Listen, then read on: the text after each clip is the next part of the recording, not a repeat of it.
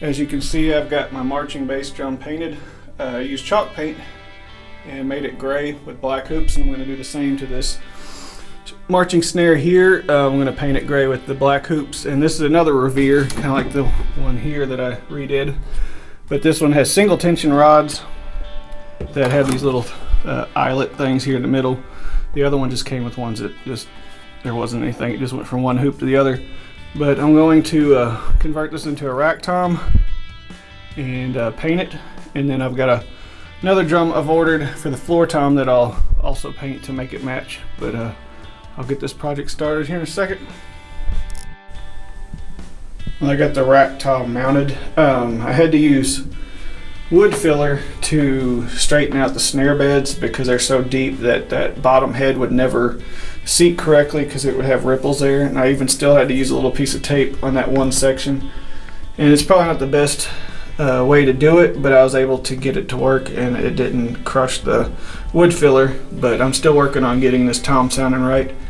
I'm waiting for the other drum to come in today. It's a Slingerland 15x12 marching snare, and it's dual tension.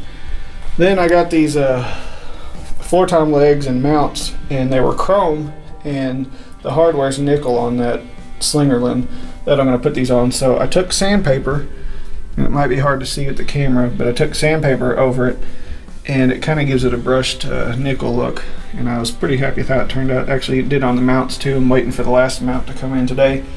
But if you ever need to do that, that's one way of changing the look, because it's kind of hard to find nickel hardware like this. So I'm going to get that other drum and get it painted and worked on, converted into floor tom, and then I'll show you the whole kit and do a demo. Here's the last piece of the puzzle, 15x12 Slingerland snare drum. I used graffiti remover for the badge. It was painted red and it took a little bit, but spraying it and rubbing it off, it finally let the real badge be shown, and I couldn't recommend that stuff anymore. You can take off logos off of drum heads and just paint off of things, and it's really easy.